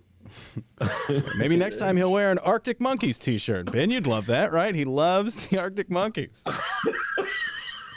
And but my favorite Arctic Monkey song, of course, is "Man, It's Cold Out Here," because it's Arctic. Get it, D? We get it. We get it. Always a great time talking with Troy LaRaviere. Hey, before we go, it is St. Patrick's Day, Ben. It is You're not wearing green, by the way. Still not wearing green. Oh, this kind of green tone to this shirt. Kind of Caucasian are you? You're not wearing green on St. Patrick's Day? What's your problem, pal? But it is St. Patrick's Day. And what we're going to do before we roll out of here, let's talk about, well, I guess you can call it St. Pandemic Day in a way, because, yes, bars are open on St. Patrick's Day amid the pandemic. So let's talk about some of the rules here, some of the guidelines for St. Patrick's Day. For those who plan on going out, the following comes from the Chicago Sun-Times and Mitchell Armentrout. City officials pulled a fast one last weekend, dyeing the Chicago River green after days of denying the St. Patrick's Day tradition. And no one really cares. All right, but people who live here are like, hey, who cares? But for revelers hoping the city flip-flops again and loosens restrictions at bars on the actual day of the normally green beer and whiskey-soaked holiday, they'll have no such luck. City liquor license holders have been reminded to enforce coronavirus guidelines for St. Patty's on Wednesday, including limiting the capacity to the lesser of 50% or 50 people per room. The vast majority of establishments towed the line on the Saturday before the holiday proper, which in non-COVID times serves as the main bar-hopping jubilee in tandem with it. Mitchell, you're feeling it today with this column. Our man Trout. Serves as the main bar-hopping jubilee in tandem with the downtown and Southside Irish parades that were called off this year. Chicago's Department of Business Affairs and Consumer Protection reported, quote, a very high level of compliance, citing just one River North bar for operating over capacity. Let's see. We got a quote here from the director of the Hospitality Business Association of Chicago. His name's Pat Doerr. He says, everybody's pretty familiar with the rules by now. Our bars did a great job Saturday when the weather was glorious, and I'm pretty confident they'll do an even better job with less beautiful weather. We got some optimism here, Ben. Let's see here. Besides the capacity limits, city regulations require tables to be spaced 6 feet apart with no more than 6 people per table. Masks are required. Sorry, Darren Bailey. Masks are required unless customers are, quote, actively eating or drinking, and they must be seated. Dancing and other congregating is prohibited. No congregating. The movie Footloose. And city officials have urged businesses to take reservations to avoid lines like those that dotted city streets on the holiday last year, days before Governor Pritzker ordered a full shutdown of indoor service, with COVID-19 cases skyrocketing. Let's see. I think you got enough to work with here. Ben, what are your thoughts? Well, my thoughts are this. I am very skeptical. Very, very skeptical that the city is adequately policing these bars. I hate to say it, I just don't believe it. And I think that when it comes to bar hopping, most of the people have lost their freaking minds. And even if politically they voted for Biden, they're kind of the Darren Bailey persuasion. You know, they've kind of convinced themselves that you can't catch COVID in a bar. I don't know what makes them think that, but you know, we talked about this a lot in the early days. Do you remember this? It's like, yeah, COVID's real, but it's the air and water show. I can't catch it if I just gather to watch the planes. You know what I mean? Like, what's going on in your head? That was in New York. Remember that in New York? Thousands showing up. And yeah, I know COVID's real, but if I go to a wedding, weddings are so nice, you can't catch COVID. You know, like those weddings in some of the Orthodox Jewish neighborhoods, like hundreds of people would show up. And the same thing, like remember the party? Oh my God, these COVID memories are coming back. Mayor Lightfoot was so mad at this party on the far northwest side of Chicago. The picture on the front page of the bright one, you know, one guy in the middle had a mask on, surrounded by yeah, I know COVID's real, but if I'm at a party and they're playing really loud music, the loud music scares the COVID germs. Yeah, prove it. Science. Okay, science. So I think that, you know, like, St. Patrick's Day, you can't catch COVID and say, Ben, come on, Ben. Isn't it funny that he's like, on Saturday, I mean, everything was cool. Yeah, Saturday's not the day where everybody gets completely shit-faced. That's today. No, that was good. The Jubilee. That was a good word that he threw in there. I got to give the bright one credit. Armentrout's not playing today, buddy. He's bringing that A game. Come here. You see, we always say those nice things about Tommy Schuba. He goes, oh, you think Schuba's the only guy that can ride around here? Well, watch this. Okay. We see you. Watch out, 2 joints. I'm coming. I'm coming for you, Tommy. Yeah, so a little St. Patrick's Day talk there. So, Ben, you're not going out tonight. No, I'll go for my walk, my nightly walk. Although it's supposed to rain, I'll have to have an umbrella as I do my walk. D, I'm a coward. Oh, tomorrow I got to go to the dock. I'll be wearing like raincoats and stuff, umbrellas. Stay away with that COVID. It's a fantastic interview with Troy LaRaviere. You can catch tons of catch. You can download tons of other interviews like the one we had with Troy LaRaviere at chicagoreader.com or wherever else you download podcasts. There's quite a few Troy LaRaviere interviews in there. Go check it out. Also, you can reach the Ben Joravsky Show at Benny J Show, BENNY, the letter J Show, on Facebook, Twitter, and Instagram. You can always send us an email, bennyjshow@gmail.com. And we have a phone number. It's true. 708-658-4788. 708-658-4788. I'm checking here our voicemails now. Let's see. Looking kind of dry. Reach out. Let us know your thoughts. Maybe if you go out for St. Patrick's Day, maybe you can give us a little report. 708-658-4788. Also, if you go to a St. Patrick's Day celebration tonight, stay the hell away from us. Am I right, Ben? Yes, absolutely. Stay over there. Don't come closer. And put a raincoat on. And hey, if you listen on download, join us live sometime, Tuesday through Friday, 1 until 3 p.m. Central Time at the Chicago Reader YouTube channel. Check it out. All right, I want to thank Troy LaRaviere. Outstanding job as he always does. Did not expect the Prince conversation. May have to do a whole show on Prince with Troy one of these days. And of course, the man, the myth, the legend, the pride and joy of Alton, Illinois. And back home in Alton, as Prince would tell you, I've never met him. They call Prince was a huge Dr. D fan back in the day. Oh, by the way, my favorite song, Little Darling Nikki. Oh yeah, Darling Nikki's a great song. Little Fall. Can't play that on Lumpin' Radio. Anyway,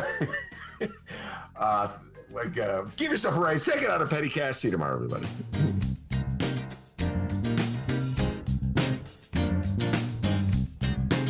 I'm not a doctor.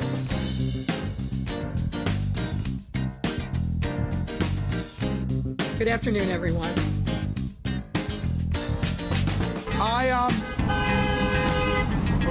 Right now, I'm sick of it. I'm sick of it. I'm sick of it. Every year we give power to one person.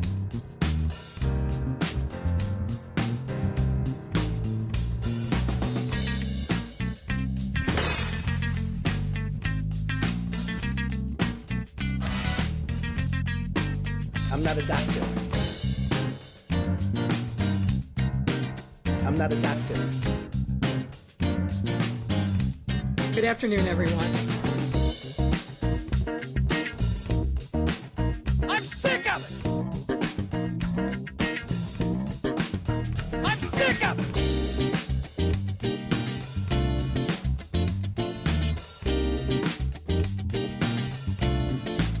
Good afternoon, everyone.